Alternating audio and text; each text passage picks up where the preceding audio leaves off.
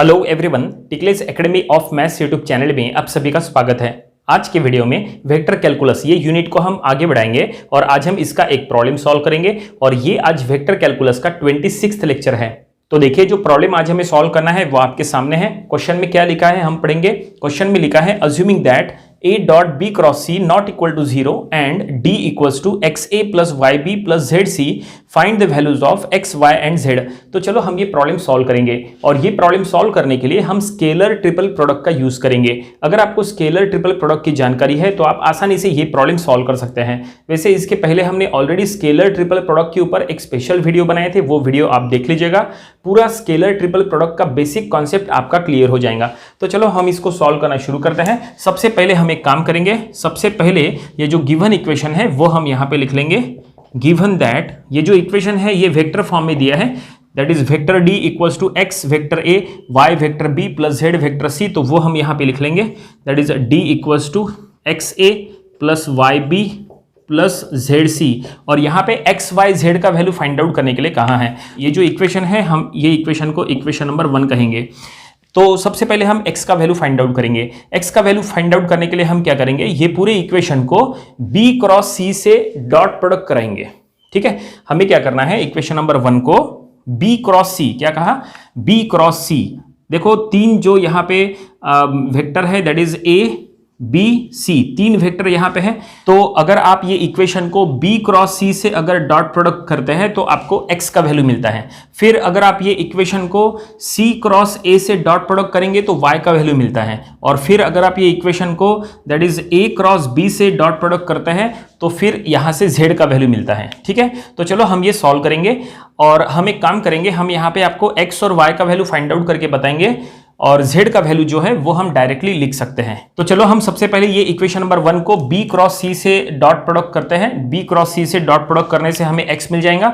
तो हम यहाँ पे लिखेंगे that is taking dot product of equation 1 with b cross c। ठीक है, तो b क्रॉस c के साथ इक्वेशन नंबर 1 का डॉट प्रोडक्ट, ऐसा हमने स्टेटमेंट लिख दिए। और अब दोनों साइड में डॉट प्रोडक्ट करना है। लेफ्ट साइड में अगर आप डॉट प्रोडक्ट करेंगे तो कुछ ऐसा हो जाएगा, d dot b cross c, ये ऐसा हो जाएगा लेफ्ट हैंड साइड। और राइट हैंड साइड में तीनों टर्म्स को हमें करना है, लेकिन सबसे पहले हम स्टेप वाइज चलेंगे। एक्स ए plus Y B plus Z c, ये इक्वेशन जो है वो हम पहले एज इट इज लिख लेंगे और अब हम यहाँ पे डॉट करके b क्रॉस c ऐसा लिखेंगे। ठीक है, ये देखिए हमने बिल्कुल स्टेप वाइज किए।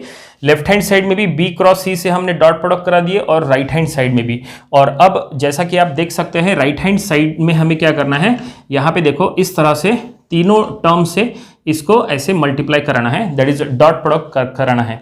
तो चलो पहले के साथ, फिर दूसरे के साथ, फिर तीसरे के साथ। तो ये कुछ ऐसा होगा। लेफ्ट हैंड साइड जो है वो एज इट इज रखो, लेफ्ट हैंड साइड में कोई भी चेंजेस नहीं है, that is d dot b cross c, ये लेफ्ट हैंड साइड है। राइट हैंड साइड में क्या हो जाएगा, x, तो ये हम लिखेंगे x a dot b cross c।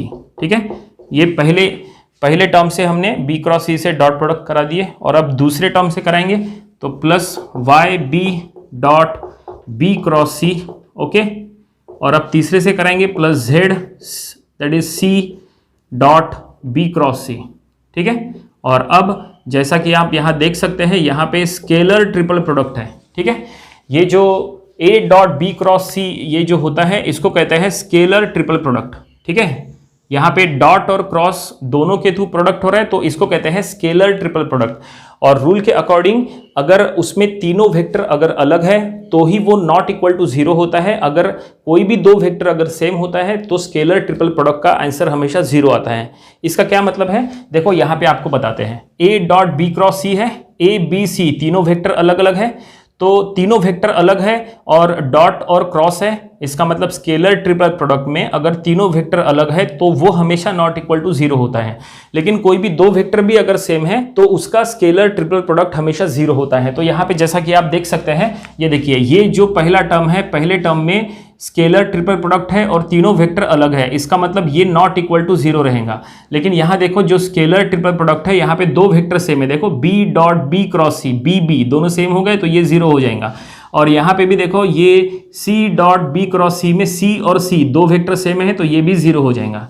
ठीक है। तो फाइनली वो दो टर्म जीरो हो गई और यहाँ पे क्या बच गया, लेफ्ट हैंड साइड में जो बचेगा वो हम इसको ऐसा लिखेंगे डी बी सी, हम इसको ऐसा लिखेंगे, ठीक है। क्योंकि स्केलर ट्रिपल प्रोडक्ट को आप डॉट क्रॉस के फॉर्म में भी लिख सकते हैं या तो आप इसको ऐसा ब्रैकेट में भी लिख सकते हैं, ठीक है। आप ऐसा लिखो या ऐसा लिखो, ठीक है, कोई दिक्कत नहीं है। तो ये हमने अब ब्रैकेट में लिखे, that is D B C यानी ही D dot B cross C, ये है स्केलर ट्रिपल प्रोडक्ट, ठीक है। और यहाँ पे भी हम लिखेंगे एक्स और हम इसको लिखेंगे ब्रैकेट में ए बी सी, ठीक है। हमने इसको ऐसा लिखा। तो फाइनली यहाँ से हमें एक्स का वैल्यू अब मिल जाएगा। तो x का वैल्यू क्या हो जाएगा, देयरफॉर x हो जाएगा दैट इज ब्रैकेट में D B C, it mean scalar triple product of D B C divided by scalar triple product of A B C. तो फाइनली ये हमें x का वैल्यू मिल गया। और अब हम इसी तरह से बिल्कुल ऐसे ही स्टेप्स यूज करके y का वैल्यू फाइंड आउट करेंगे, फिर z का वैल्यू फाइंड आउट करेंगे। तो हमने आपको स्टार्टिंग में कहा था कि ये देखो इसके थ्रू आपको मल्टीप्लाई करना है, पहले b क्रॉस c से डॉट प्रोडक्ट कराना है, तो ये हमने कर लिए, x का वैल्यू मिल गया। और अब c क्रॉस a से हमें डॉट प्रोडक्ट कराना है, ठीक है, इसके थ्रू हमें y का वैल्यू मिलेगा। तो बिल्कुल सेम स्टेप्स है। तो ये हम यहाँ पे लिखेंगे now taking that is dot product of equation 1 with c cross a। अब आपके मन में आएगा कि ये कैसे पता चल रहा है कि b क्रॉस c से करना है डॉट प्रोडक्ट या c क्रॉस a से करना है या a क्रॉस b से, तो ये कैसे पता चल रहा है। तो ये निकालना काफ़ी आसान है। इसके लिए आपको क्या करना है, देखो ये जो तीन वेक्टर जो है a b c, इसमें आपको सर्कुलर रोटेशन के थ्रू आपको दो दो वेक्टर का क्रॉस प्रोडक्ट करना है। इसका क्या मतलब है, देखो सबसे पहले a को b, ये देखो a और b का क्रॉस प्रोडक्ट होगा, b और c का भी क्रॉस प्रोडक्ट होगा और c और a का क्रॉस प्रोडक्ट होगा। समझ में आ रहा है। a क्रॉस b देखो यहाँ पे है a क्रॉस b, ठीक है, b क्रॉस c देखो यहाँ पे है, और उसी तरह से c क्रॉस a। तो यहाँ पे ये क्लॉकवाइज है, ये जो सर्कल है, ये जो यहाँ पे साइकिल है, ये क्लॉकवाइज साइकिल है। तो क्लॉकवाइज साइकिल के थ्रू आपको इस तरह से सिलेक्ट करना है। a cross b, b cross a नहीं, हमने b क्रॉस a यहाँ पे लिखे क्या, नहीं, a क्रॉस b लिखे क्योंकि क्लॉकवाइज चलना है। b क्रॉस c, ठीक है, c क्रॉस b हमने लिखे क्या, नहीं, हमने b क्रॉस c लिखे। उसी तरह से c क्रॉस a, हमने a क्रॉस c लिखे क्या, नहीं, c क्रॉस a। हमें ऐसा क्लॉकवाइज चलना है, ठीक है, इस तरह से, ओके। और फिर उसी का यूज करके हमें सॉल्व करना है। और अब हमने ये यहाँ पे स्टेप लिख दिया है। और अब हमें लेफ्ट साइड में देखो, लेफ्ट साइड में और राइट साइड में, दोनों साइड में मल्टीप्लाई करना है इक्वेशन नंबर 1 में। तो ये कुछ ऐसा हो जाएगा, d dot c cross a से मल्टीप्लाई करना है, तो ये हम लिखेंगे c क्रॉस a। तो राइट साइड में फिर से स्टेप वाइज लिखेंगे xa plus yb plus zc, ठीक है, डॉट इसका करना है c क्रॉस a के साथ, ठीक है। और अब यहाँ पे बिल्कुल स्टेप वाइज लेफ्ट साइड को कुछ भी नहीं करना है, d डॉट देन यहाँ पे c क्रॉस a, ये एज इट इज रहेगा। और अब राइट साइड में चेंजेस होंगे। तो राइट साइड में यहाँ पे फिर से वैसे ही जैसा यहाँ पे किए थे, हर एक टर्म से हमने इसको डॉट प्रोडक्ट कराए थे, बिल्कुल वैसे ही यहाँ पे करना है। तो ये होगा xa dot c cross a plus yb dot c cross a plus zc dot c cross a, इस तरह से, ठीक है। और अब यहाँ पे जैसा कि आप देख सकते हैं, यहाँ पे जो स्केलर ट्रिपल प्रोडक्ट में दो वेक्टर सेम होंगे उसका वैल्यू 0 हो जाएगा। देखो ये स्केलर ट्रिपल प्रोडक्ट में यहाँ पे दो वेक्टर सेम है, देखो c c, तो जाहिर सी बात है इसका वैल्यू क्या हो जाएगा, 0। और यहाँ पे देखो, यहाँ पे भी दो वेक्टर सेम है a a, इसका मतलब इसका भी वैल्यू 0। लेकिन यहाँ पे a b c तीनों अलग अलग है, तो इसका वैल्यू नॉट इक्वल टू 0 हो जाएगा, ठीक है। तो लेफ्ट साइड में जो है वो बचेगा, दैट इज DCA, हम इसको ब्रैकेट में लिखेंगे, that is scalar triple product of DCA। और राइट साइड में y और ये जो क्या बचा BCA यहाँ पे बचा, तो हम लिखेंगे BCA इस तरह से ब्रैकेट में। तो फाइनली यहाँ से हमें अब y मिल जाएगा। So therefore y equals to क्या हो जाएगा, that is scalar triple product of DCA divided by that is scalar triple product of BCA। हम इसको ऐसा भी लिख सकते हैं, that is scalar triple product of DCA divided by scalar triple product of ABC। हम इसको ऐसा भी लिख सकते हैं, ठीक है। ये हमने ऐसा क्यों लिखे, वो इसीलिए क्योंकि इसके पहले जो हमने x फाइंड आउट किए थे, देखो ये जो x फाइंड आउट किए थे इसके डिनोमिनेटर में scalar triple product of ABC है, तो उसी फॉर्म में आना चाहिए था, इसलिए हमने यहाँ पे ABC ऐसा लिखे। स्केलर ट्रिपल प्रोडक्ट में वेक्टर्स का पोजीशन आप चेंज कर सकते हैं, लेकिन उसको क्लॉकवाइज रोटेट करके आपको चेंज करना होता है। यहाँ पे BCA है, तो ऐसे में A जो है वो सामने आया, B जो है वो C के प्लेस पे गया और C जो है वो A के प्लेस पे गया। इट मींस हमने क्लॉकवाइज रोटेट किए, तो इस फॉर्म में आप लिख सकते हैं। ये स्केलर ट्रिपल प्रोडक्ट का रूल है, आप ऐसा लिख सकते हैं। तो फाइनली ये जो हमें मिला है, ये क्या मिला, ये हमें y का वैल्यू मिला, लेकिन अब हमें z भी फाइंड आउट करना है।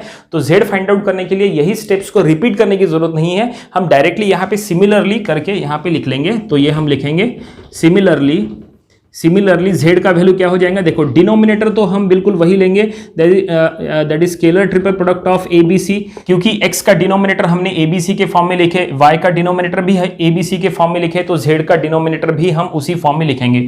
सिर्फ न्यूमरेटर में यहाँ पे चेंज होना है। तो न्यूमरेटर में देखो पहला वेक्टर यहाँ पे हमें लिखना है d, पहला वेक्टर d हो जाएगा, क्योंकि यहाँ पे देखो लेफ्ट साइड में पहले d है, देखो यहाँ पे लेफ्ट साइड में d है, तो देखो यहाँ पे भी d आया, ठीक है। ये देखो यहाँ ऊपर में पहला टर्म, यहाँ पे पहला वेक्टर d है, y में भी यहाँ पहला वेक्टर d है, ठीक है, पहला वेक्टर d है, और बाद में क्या है BC, वो इसीलिए क्योंकि आप B क्रॉस C से यहाँ मल्टीप्लाई किए हैं, इसलिए BC, यहाँ C क्रॉस A से मल्टीप्लाई किए हैं, इसलिए D के बाद CA है, ठीक है।